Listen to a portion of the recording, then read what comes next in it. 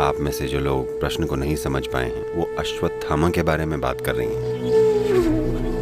युद्ध के अंत में एक भीषण युद्ध के बाद जिसे दोनों पक्ष के लोग खुद के प्रति और इस तरह के युद्ध को जारी रखने वाले हर व्यक्ति के प्रति घृणा से भरे हुए थे।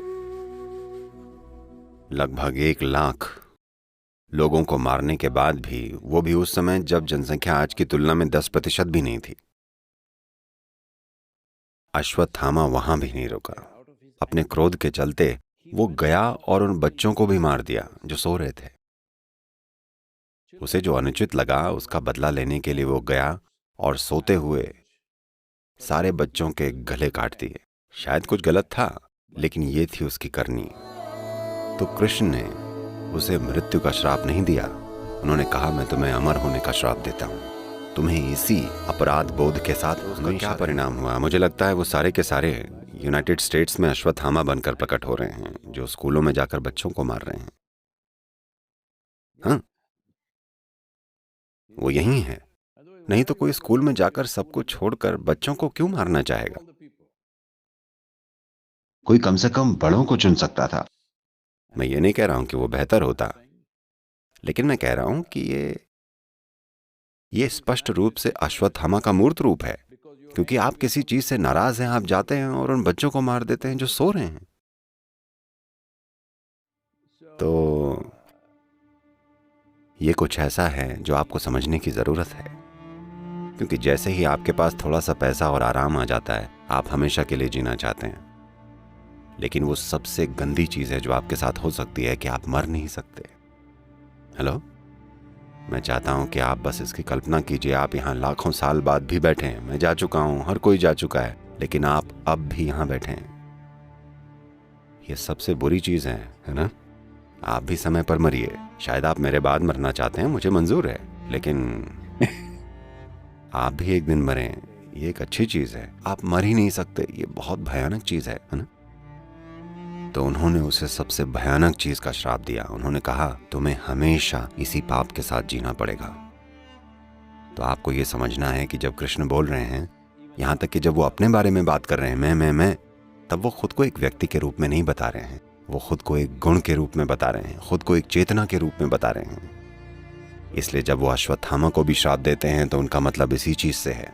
इसका मतलब ये नहीं है कि वो व्यक्ति हमेशा जिंदा रहने वाला है। वो कहते हैं, वो लोग जो इस तरह के कृत्य किसी ऐसी चीज के कारण करते हैं जिससे वो क्रोधित हैं, जिससे वो चिढ़े हुए हैं, आप जाते हैं और जो बच्चे सो रहे हैं, आप जाते हैं और उन बच्चों को मार देते हैं जो सो रहे हैं। ऐसे लोगों को हमेशा कष्ट भोगना चाहिए, क्योंकि लोगों के बीच कई चीजें होती हैं। जब युद्ध होता है तब आप मारते हैं। ये होना नहीं चाहिए। उन्होंने हर संभव कोशिश करके देख ली कि ऐसा ना हो, पर जब ये हो ही गया तो उन्होंने कहा कि अब लड़ो। ऐसा नहीं कि आप युद्ध के मैदान में जाएं और कहें मैं नहीं लड़ूंगा। या तो आप युद्ध के मैदान में जाएं ही ना, और अगर आप वहां चले गए तो आपको लड़ना ही होगा। इसलिए उन्होंने कहा लड़ो। They fought, everybody killed each other, so many people died. और उन्होंने एक दूसरे को मारा। कितने लोग मारे गए, महान नायक मार गिराए गए, अच्छे लोग मरे, बुरे लोग मरे, हर तरह के लोगों की मौत हुई। पर जब ये खत्म हो गया तब आप जाकर बच्चों को मार देते हैं। ऐसे आदमी को हमेशा कष्ट भोगते रहना चाहिए। यही श्राप है, क्योंकि ऐसी कई चीजें हैं जो कि अच्छी नहीं है, लेकिन आप फिर भी करते हैं क्योंकि आप उस परिस्थिति में फंस गए हैं। ये उस स्थिति के खत्म हो जाने के बाद हुआ था, क्योंकि आप हार गए थे। अगर आप युद्ध जीत गए होते तो आप ऐसा न करते, पर क्योंकि आप युद्ध हार गए हैं, आप आक्रोश से भरे पड़े हैं, आप जाकर बच्चों को मार देते हैं। ये ठीक नहीं है। इसलिए आपको हमेशा दुख भोगना पड़ेगा। अमरता उस आदमी के लिए नहीं थी, बल्कि उस यातना के लिए थी जो आपके भीतर पैदा होती है। आप ऐसा कर सकते हैं, आप एक और जीवन ले सकते हैं, लेकिन आप बेहिसाब मात्रा में यात्रा से गुजरें, और ये आपके साथ हमेशा चलती रहनी चाहिए। वो बस यही कह रहे हैं, क्योंकि जीवन की प्रकृति ही ऐसी है। यहाँ कई चीजें हैं जो हम कर सकते हैं, लेकिन अगर आप कुछ पेंचों को खोल दें तो जरूरी चीजें ढह जाएंगी। यही वो बताने की कोशिश कर रहे हैं। देखिए, हम सब ने युद्ध लड़ा, हमने मारा, हमने कई चीजें की, हमने एक दूसरे के साथ थोड़ा बहुत छल किया, हर तरह की चीजें की, लेकिन अभी भी ये दुनिया इंसानों की है। जब युद्ध खत्म हो जाता है तो पीछे हट जाइए, कोई जीता कोई हारा, उससे पीछे हट जाइए क्योंकि ये खत्म हो चुका है। नहीं, अब मैं रात में जाऊंगा और बच्चों को मारूंगा। आपके बच्चे जो सो रहे हैं, उन्हें सुरक्षा भी नहीं दी गई थी क्योंकि किसी ने ऐसी कल्पना भी नहीं की थी कि कोई आएगा और बच्चों को सोते में मार देगा। नहीं तो उन्होंने सैनिकों का पहरा लगा दिया होता। उन्होंने नहीं लगाया क्योंकि उन्हें लगा कि बच्चों को कौन मारेगा, युद्ध तो खत्म हो चुका है। तो अगर आप बहुत ज्यादा क्रोधित और बहुत ज्यादा शक्की हो जाते हैं तो आप ऐसी चीजें करके ही मानेंगे। ऐसा हुआ। एक अमेरिकी व्यक्ति मॉस्को गया। मैं ये जोक सुना सकता हूं ना? एक अमेरिकी व्यक्ति मॉस्को पहुंचा। क्योंकि आप इतनी ज्यादा हॉलीवुड फिल्में देखते हैं तो आपको लगता है मॉस्को यानी जैसे ही आप एयरपोर्ट से बाहर निकलेंगे केजीबी वाले आप पर लेफ्ट राइट सेंटर से नजर रखेंगे। हर जगह जासूस खड़े होंगे और आपको घूर रहे होंगे, यू नो, क्योंकि आपकी पूरी मानसिकता हॉलीवुड वाली है।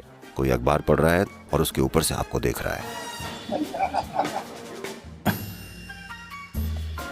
हर चीज शक के दायरे में है। टैक्सी ड्राइवर एक जासूस है, हर बंदा जासूस है। तो ऐसी मानसिकता के साथ वो मॉस्को गया, वहां पहुंचा और हर चीज पर शक करते हुए वो अपने होटल के कमरे में गया। फिर उसने चारों तरफ नजर दौड़ाई, शायद यहाँ कैमरे लगे हों, यू नो। फिर उसने वैसे ही खोलना शुरू किया जैसे आमतौर पर जेम्स बॉन्ड खोलता है। उसने फोन का माइक्रोफोन खोला, हर चीज बाहर निकाल दी। फिर यहाँ वहाँ हर जगह उसने बिजली के बल्बों में देखा, इसे उसे, फायर अलार्म को, उसने माइक्रोफोन और सब चीजों के लिए हर चीज छान मारी। जब उसे कुछ नहीं मिला तो उसने सोचा ये जरूर यहीं कहीं होना चाहिए। और फिर वो बेड के नीचे रेंग कर गया।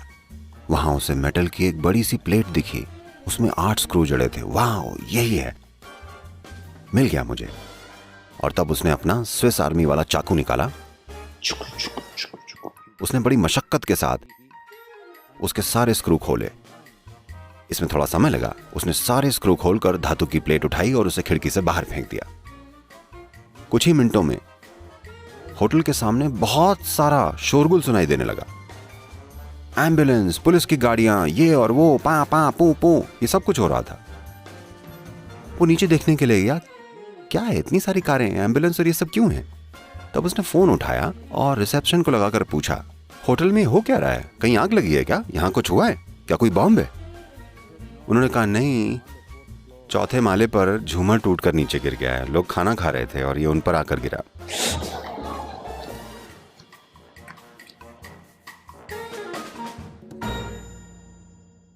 तो कृष्ण कह रहे हैं कि कुछ खास पेंच हैं जिन्हें छुइए मत। अगर आप उन पेंचों को छुएंगे तो चीजें आप पर गिरेंगी हमेशा के लिए।